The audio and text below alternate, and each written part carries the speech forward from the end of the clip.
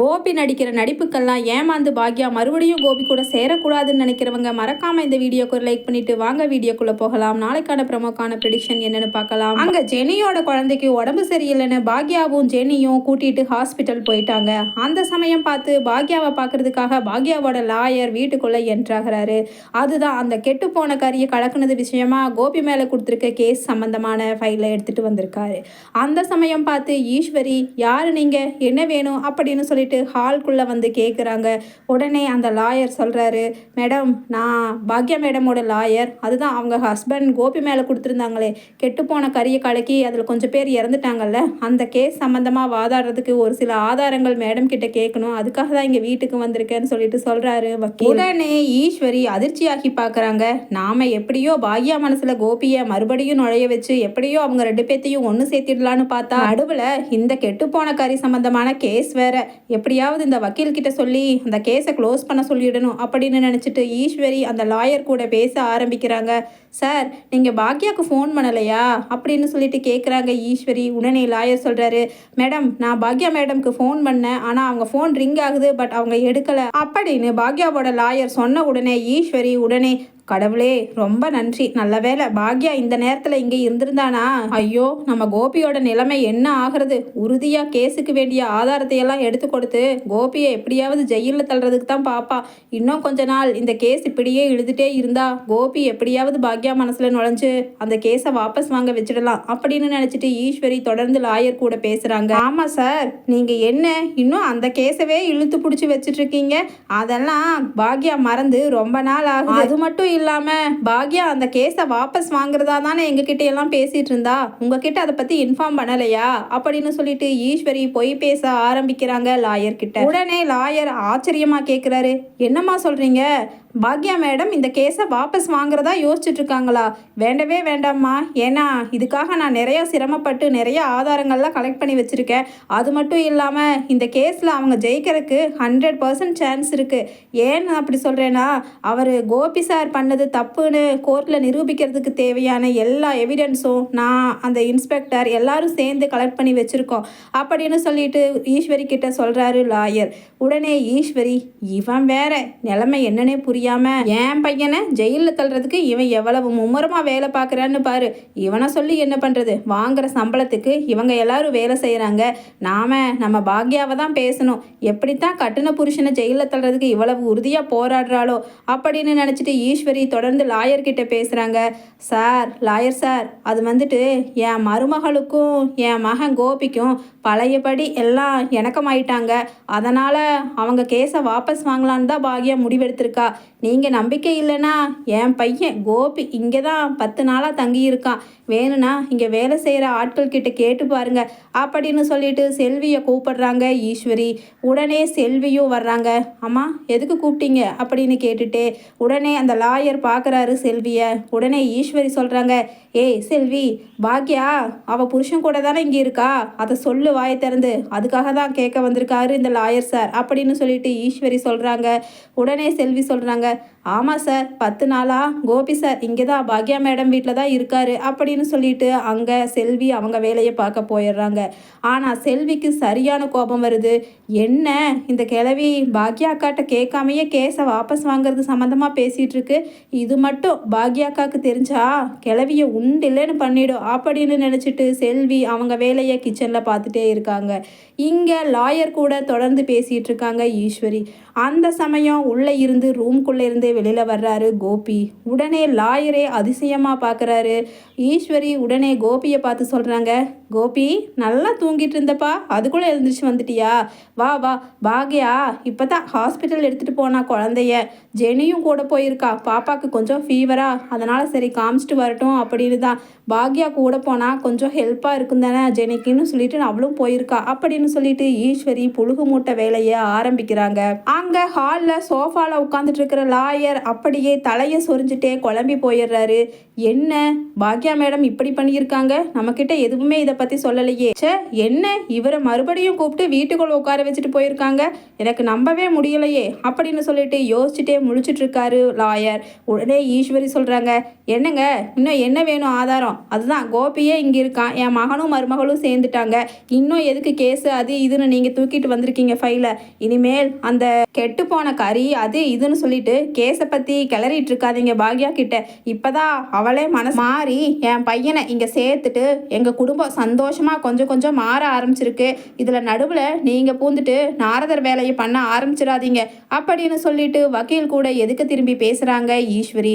உடனே லாயர் சொல்கிறாரு, மேடம் எங்களுக்கு குடும்பத்தை பிரிக்கணுங்கிற ஆசையெல்லாம் கிடையாது, பாக்யா மேடம் தான் கேஸ் கொடுத்து ஸ்ட்ராங்காக உறுதியாக சொன்னாங்க, எப்படியாவது கோபிக்கு தண்டனை வாங்கி கொடுத்தே ஆகணும், இதில் நிறைய உயிர்கள் சம்மந்தப்பட்ட விஷயம், நான் ஒருத்தி சம்மந்தப்பட்ட விஷயம் இல்லை சார் அப்படின்னு. அதனால தான் நாங்கள் அவங்களுக்காக வாதாடுறதுக்காக நிறையா எவிடன்ஸ் எல்லாம் கலெக்ட் பண்ணி எல்லாமே கோர்ட்டில் ஜெயிக்கிற அளவுக்கு கொண்டு வந்து வச்சுருக்கோம். இந்த சமயத்தில் என்னடானா நீங்கள் இப்படி சொல்கிறீங்க, சரி நான் பாக்யா மேடம் பார்த்தே இதை பற்றி என்னன்னு கேட்டுக்கிறேன் அப்படின்னு சொல்லிட்டு லாயர் சொல்கிறாரு. உடனே ஈஸ்வரி சொல்கிறாங்க, என்னங்க என்ன இன்னும் பாக்யாவை பார்த்து தான் கேட்டு நம்புவீங்களா, அப்படியெல்லாம் ஒன்றும் இல்லை, நான் பாக்யா வந்ததுக்கப்புறம் நானே வந்து சொல்ல வைக்கிறேன், நீங்கள் இப்போ கிளம்பி போங்க அப்படின்னு சொல்லிட்டு சொல்கிறாங்க.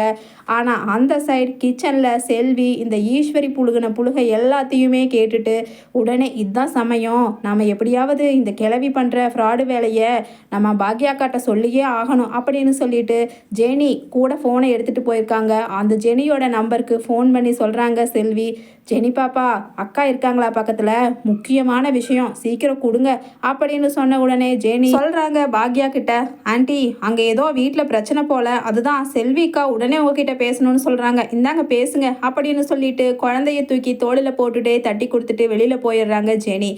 உடனே பேசுகிற பாக்யா, சொல்லு செல்வி என்ன இப்படி கால் பண்ணியிருக்க அப்படின்னு சொன்ன உடனே செல்வி சொல்கிறாங்க, அக்கா நீங்கள் ஃபோனை வேற இங்கேயே விட்டுட்டு போயிட்டீங்க, லாயர் நிறைய டைம் ஃபோன் பண்ணியிருப்பார் போல், நீங்கள் ஃபோனை அட்டன் பண்ணலன்னு நாளைக்கு அந்த கேஸ் வாய்தாக்கு வருதான், அது சம்மந்தமாக உங்ககிட்ட ஏதோ கையெழுத்து வாங்கிட்டு அது சம்மந்தமான விஷயம் ஃபைலு எல்லாம் எடுத்துகிட்டு வந்து உங்ககிட்ட பேசிட்டு போகலான்னு வந்திருக்காரு, ஆனால் நீங்கள் இந்த சமயம் பார்த்து இல்லாததை பார்த்துட்டு இதுதான் சமயம்னு சொல்லிட்டு இந்த பாட்டிம்மா ஈஸ்வரி பாட்டிம்மா நிறைய போட்டு விடுது, அது மட்டும் இல்லாமல் நீங்கள் அந்த கேஸை வாபஸ் வாங்குறதா இருக்கிறதா சொல்லிட்டு இருக்காங்க அப்படின்னு சொல்லிட்டு செல்வி சொல்லிடுறாங்க பாக்யா கிட்ட. உடனே பாக்யா, சே இந்த விஷயத்தில் கோபி மட்டும்தான் ஏமாத்துவாருன்னு நினச்சேன், ஆனால் அத்தையும் இவ்வளவு கீழ்த்தரமாக போய் பேசி எதுக்காக இப்படியெல்லாம் ஏமாத்தணும் அப்படின்னு சொல்லிட்டு செல்வி கிட்ட பாக்யா சொல்கிறாங்க, செல்வி லாயர் கிட்ட சொல்லிடு நான் இப்போ இன்னொரு 10 நிமிஷத்தில் அங்கே இருப்பேன்னு சொல்லிட்டு, அதனால் அத்தை சொல்கிறதெல்லாம் எதுவுமே அவர் நம்ப வேண்டாம் அப்படின்னு சொல்லிடு அப்படின்னு சொன்ன உடனே செல்வி சொல்கிறாங்க, அக்கா எங்கே உன் மாமியார் கிளவி வேற அங்கே லாயர் முன்னாடியே உட்காந்துட்டு இருக்கு, நான் போய் எப்படி சொல்கிறது, அப்படி மட்டும் நான் சொல்லிட்டேன்னு வச்சுக்கக்கா உன் மாமியார் கிளவி என்ன சும்மா விடாது, வேணும்னா நான் சொல்கிறேன், முன்னாடி போய் பாக்யாக்கா இப்போ 10 நிமிஷத்தில் வந்துடுவாங்களா அப்படிங்கிற நியூஸ் மட்டும் நான் சொல்லிடுறேக்கா, இப்போ வைக்கிறேன் அப்படின்னு சொல்லிட்டு வெளியில் போய் ஃபோனை பேசிட்டு உள்ளே வர்ற செல்வி உடனே ஈஸ்வரி கிட்ட சொல்கிறாங்க, அம்மா பாக்யாக்கா இப்போ கொஞ்ச நேரத்தில் வந்துடுவாங்களாம், பாப்பாக்கு வேக்சின் எல்லாம் போட்டாச்சான் அப்படின்னு சொல்லிட்டு செல்வி சொல்கிறாங்க. உடனே லாயர் சொல்கிறாரு, எனக்கு கோர்ட்டில் நிறையா வேலை இருக்குமா, உங்கள் பாக்யாம்மா வந்தாங்கன்னா சொல்லிடுங்க, எங்களெல்லாம் வேலை வெட்டி இல்லாதவங்கன்னு நினச்சிட்டாங்களா, இவங்க பாட்டுக்கு இஷ்டத்துக்கு கேஸ் கொடுப்பாங்க, அதுக்கப்புறம் இவங்க வாய்தா வேண்டாம் கேஸை வாபஸ் வாங்கிக்கிறேன் அப்படி இப்படின்னு சொல்லலாம், அப்புறம் எங்களுக்கெல்லாம் படித்த படிப்புக்கு என்ன மரியாதை, வேலை வெட்டி இல்லைன்னு நினச்சிட்டாங்க போல அப்படின்னு சொல்லிட்டு சண்டை போட்டுட்டே வெளியே கிளம்புறாரு லாயர். உடனே உள்ளே வர்றாங்க பாக்யாவும் ஜெனியும். உடனே பாக்யா, சார் வாங்க இப்போதான் வந்தீங்களா அப்படின்னு கேட்ட உடனே லாயர் சொல்கிறாரு, என்னம்மா பாக்யா நீ இப்படி பண்ணுவேன்னு கொஞ்சம் கூட நான் நினைக்கல, எத்தனை உயிர்கள் அன்னைக்கு இறந்துருக்கு, அதை எல்லாத்தையும் மறந்துட்டு எப்படி உன் ஹஸ்பண்ட் மேலே கொடுத்த கேஸை நீ வாபஸ் வாங்குற அப்படின்னு சொல்லிட்டு கேட்குறாரு நேரடியாக வாசலில் நின்றுட்டு பாக்யா கிட்ட லாயர். உடனே பாக்யா சொல்லி முழிக்கிறாங்க, என்ன சார் என்ன சொல்கிறீங்க, நான் அந்த கேஸை வாபஸ் வாங்குறதாவே சொல்லலையே அப்படின்னு சொல்லிட்டு பாக்யா சொன்ன உடனே, இதோ உள்ளே நிற்கிறாங்களே உங்கள் மாமியார் அவங்க தான் சொல்கிறாங்க, போதா குறைக்கு நீங்கள் தான் உங்கள் கணவரையே உங்கள் வீட்டில் கூட்டிகிட்டு வந்து வச்சுருக்கீங்களே, எப்படியுமா இது சாத்தியம் அப்படின்னு சொல்லிட்டு கேட்குறாரு லாயர். உடனே பாக்யா சொல்கிறாங்க, சார் இங்கே வெளியில் வாசலில் நின்று பேசினா நல்லா இருக்காது, சார் உள்ளே வாங்க உட்காந்து பேசலாம் அப்படின்னு லாயரை வீட்டுக்குள்ளே கூட்டிகிட்டு வந்து உட்கார வைக்கிறாங்க. அதே சமயம் அத்தை உங்கள் பையனையும் கூட்டிகிட்டு நீங்களும் வாங்க, இப்போ முக்கியமான விஷயம் பேசி ஒரு முடிவெடுக்க போகிறோம் அப்படின்னு சொல்லிட்டு பாக்யா சத்தம் போட்டு கூப்பிடுறாங்க ஈஸ்வரியையும் கோபியையும். உடனே 2 பேருமே வெளியில் வந்து இங்கே ஹாலில் உட்காந்துக்கிறாங்க. உடனே பாக்யா சொல்கிறாங்க, அத்தை நீங்கள் யார், என்ன கேட்காம நான் கொடுத்த கேஸை வாபஸ் வாங்குறதா சார்கிட்ட சொல்லியிருக்கீங்க. உங்களுக்கும் உங்கள் பையனுக்கும் இங்கே என் வீட்டில் இடம் கொடுத்து வச்சிருக்கிறதே பெருசு. உங்களுக்கு எப்படி உங்கள் மகனோட உயிர் பெருசோ அந்த மாதிரி தானே அந்த ரெஸ்டாரண்ட்டில் என்ன நம்பி சாப்பிட்டவங்களோட உயிரும் போயிருக்கோ.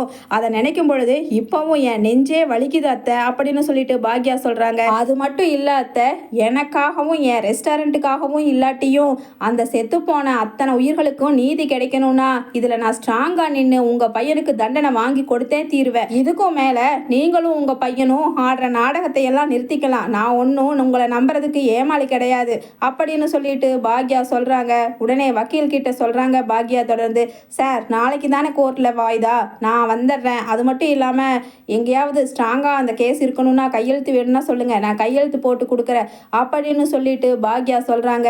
உடனே வக்கீல் சொல்கிறாரு, ஏம்மா நீ எல்லாம் ஒரு பெரிய மனுஷியா, ஏன் இப்படி பொய் பேசுகிற அப்படின்னு சொல்லிட்டு ஈஸ்வரியை பார்த்து காரி துப்பிட்டு போகிறாரு லாயர். உடனே ஈஸ்வரி அவர் போனதுக்கப்புறம் பாக்யா கிட்ட, ஏ பாக்யா உனக்கு கொஞ்சம் கூட அறிவே இல்லை, இப்போதான் உன் குடும்பம் குழந்தை எல்லாரும் நிம்மதியாக ஒன்று சேர்ந்து சந்தோஷமாக வாழ்வீங்கன்னு நானும் 1008 சாமி கிட்ட கும்பிட்டுருக்கேன். அதை பற்றியெல்லாம் கவலைப்படாமல் செத்து போனவங்க யாரோ எவரோ அவங்களுக்கு நீதி கிடைக்கணும் அது இதுன்னு டைலாக் பேசிட்டு உன் தலையில் நீயே மண்ணள்ளி போட்டுக்காத.